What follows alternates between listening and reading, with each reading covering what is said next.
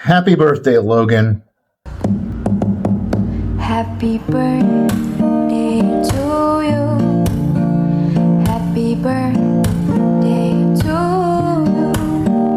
Happy birthday, happy birthday, happy birthday to you.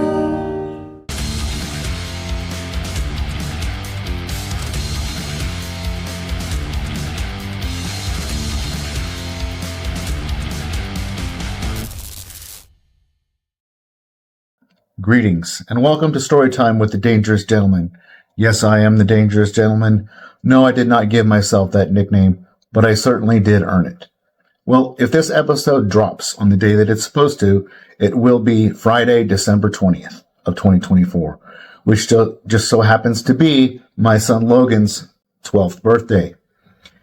And I wanted to just share this partly because I want to shout out my son, because he's a great little dude. And he's getting bigger and taller. I shared the stories of my other kids' births on here, so it's his turn. I also want to share it because in many ways, it is the polar opposite of the story I shared last week about the worst Christmas of my life. This birth happened about 4 years before the events of that episode. And I wanted to share it because it is such a stark contrast between perhaps the lowest point of my life, and maybe the high water mark of what my family was, and perhaps the best Christmas of my life. But in order to share the story of that Christmas and his birth, I got to give a little context. You've listened, and the story of my son Andy, his birth, was just this wonderful, uneventful home birth that was just glorious and magnificent, everything that it was supposed to be. And I've also shared with you the story of my daughter's birth, born in a crisis situation, 16 weeks premature, spent 4 months in the NICU, and all of that stuff. And then there's Logan. Logan's birth is about a year and a half after Victory's. She was a year and a half old when he was born. And so all my kids, if you do the math, all my kids were born within a 2.5 year period of time. We had 3 kids within a 2.5 year period of time. I also want to share this story with you to talk about a couple of other things, and that is the goodness of God. And I also want to just share with you the other side of my ex-wife, because I've said some things on here, like I've talked a lot about the negatives of who she was and who she became. Well, this was a whole different side of her. So that Christmas, it was like every Christmas for the last several Christmases had been a pretty amazing thing. In Christmas of 2009, I found out that she was pregnant for the first time with our son, Andy. On Christmas of 2010, we had Andy, who was like 3-4 months old. Christmas of 2011, Victory had just been home from the hospital for about 2 months. So that's some pretty great Christmases. And then Christmas of 2012, Logan was born 5 days before that. So we had 4 straight Christmases that were all around babies and birth and all that kind of stuff. One of the things that really endeared me to my ex-wife was just how much, for one thing, how much she loved Christmas. Christmas was probably her favorite time of the year. She decorated for every season. Fall, winter, spring, summer, everything had separate decorations for the house. And so I appreciated that about her. But Christmas was the biggest one. She had a whole couple of boxes full of Christmas decorations that she brought out every year before Christmas and decorated our house. And it smelled like gingerbread cookies. She had all the scents and everything. And she really just loved Christmas. And one of the things that growing up that she used to dream about was how wonderful it would be to have a little baby or a little toddler running around in footy pajamas on Christmas morning. That was like something that she dreamed about. And so now each of these last few years, we've had a little baby in footy pajamas on Christmas. And so going into that season, so first of all, because of Victory's birth and because of all the trauma and all of the things that were surrounding her birth and the medical emergencies and all of those things. First of all, we were kind of shocked that we were pregnant again. We were kind of just like blown away. We were like, oh my gosh, it was in the middle of this season. That season of our life was we were struggling financially. I believe we still had my sister-in-law and her daughter living with us. And then in the middle of all that, we found out that we were going to have another baby. But again, so because of all the medical stuff that happened with Victory, they were keeping an eye on Logan really close, right? So none of our other kids, we didn't find out what gender, what sex the babies were. We just wanted to be surprised. It's not like, it's kind of a pet peeve of mine. Like, hey, people, it's not that big a deal. It's either going to be a boy or it's going to be a girl. So, like, don't make a big deal out of it. All right. Babs is making her mandatory appearance. Hi. Now she's got me all thrown off. So my pet peeve is these people who feel like they have to know what the baby is, whether it's a boy or a girl. It's not going to be a surprise, people. So we didn't intend to find out with any of our kids. We're like, we just want to be surprised when they're born. Cool. But they were keeping an eye on Logan pretty close. When we found out we were pregnant, we had multiple ultrasounds, just checking her uterus and all that stuff, and checking on Logan, on the baby.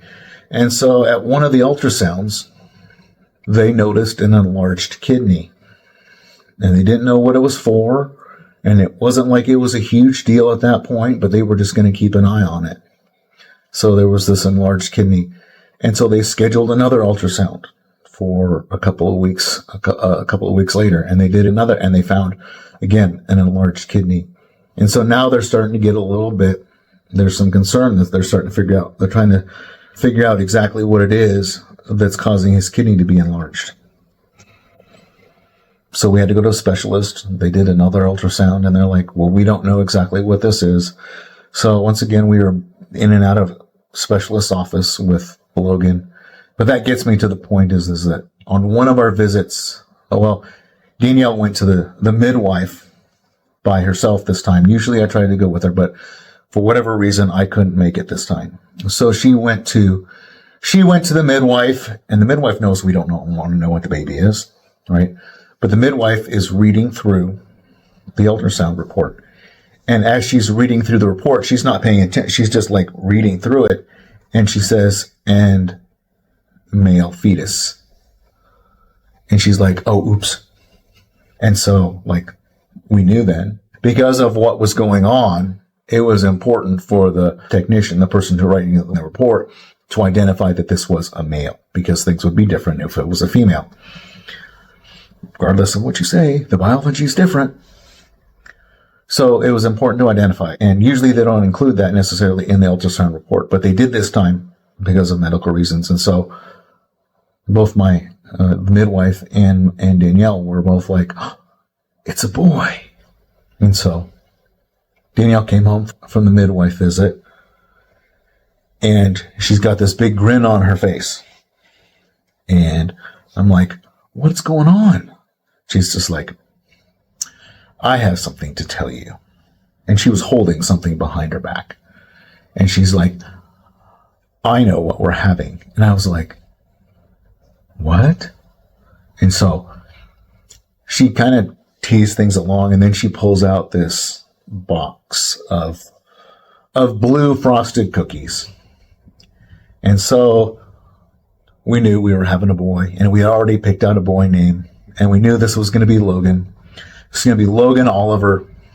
And so, like, he was the first one of our kids that we called by name before he was born. So that was kind of fun. Anyway, and so the pregnancy progressed, and they were still keeping an eye on things, and they determined that there was some kind of a blockage in his kidney that was preventing the kidney from draining properly. So they wanted to make sure that he was born in the hospital to make sure that everything was working good.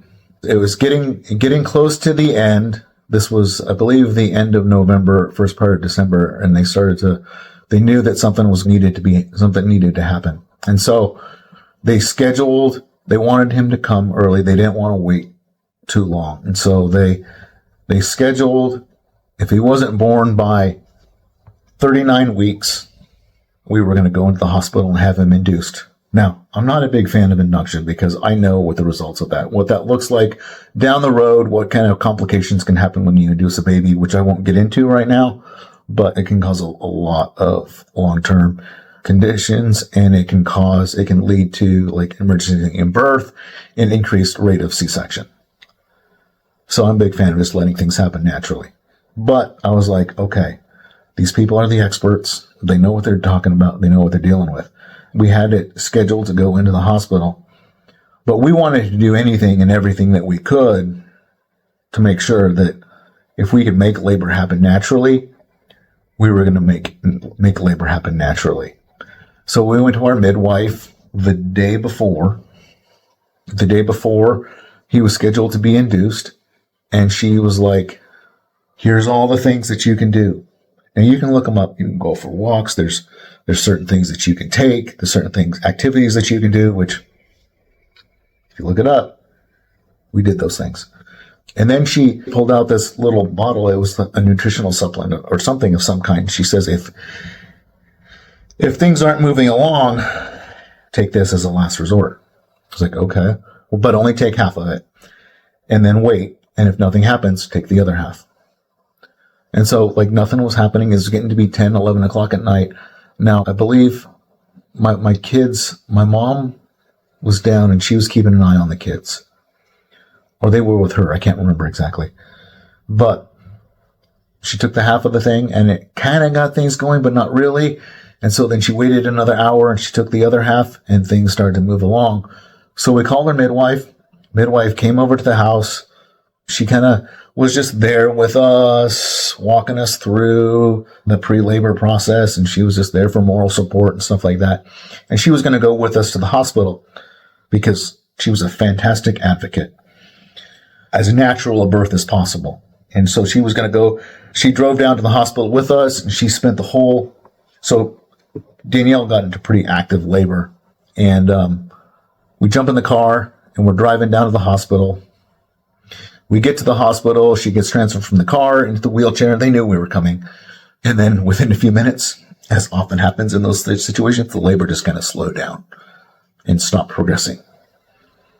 So we got checked into a room, got a nice hot bath going and all that stuff. Midwife is there and she's like, no, don't do that. No, don't do that. And she's telling the nurses and the other doctors, this is what they want. That's not what they want. Da, da, da, da, da.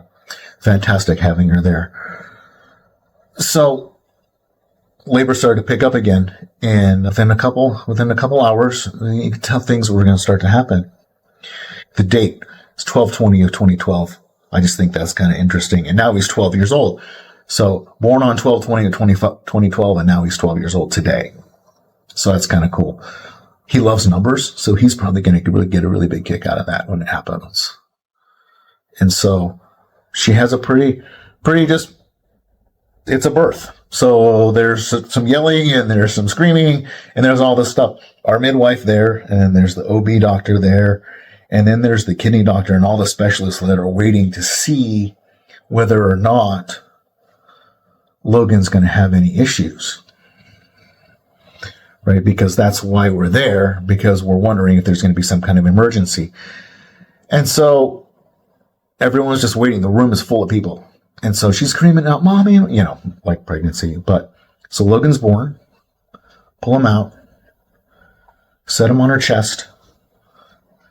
And within about 30 seconds, and this is one of the things they were watching for, within 30 seconds, he just peed. And it was like, okay, that meant his kidneys were working. That meant that everything was working. And it was just this huge sigh of relief. He was born, he was healthy, and he was good to go.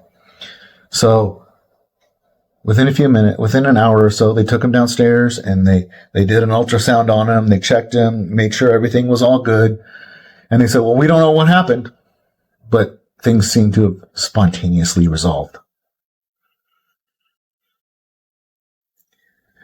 Now, I won't get in, like, some things happened after that that indicated that there was actually some stuff that was wrong internally. But all of that was just such an answer to prayer. And so we got to go home. And a few days later, like, it was Christmas. We have Andy, who's like 2. We have Victory, who's like a year and a half old. And then we have our 5-day-old little baby Logan. And we just sat there Christmas morning, and she and I just kept looking back at each other, just like, we are so blessed. This is so amazing and so wonderful. Thank you, God. So I just wanted to share this story because, like, first of all, like I said, the blessings and the love of God and how he works in our lives. And I just wanted to also share this just because it's such a stark contrast. And I wanted to share with you, go from maybe the worst Christmas of my life to perhaps the best Christmas of my life, and just give you some hope. Just give you some hope this holiday season. So I hope you appreciate this story.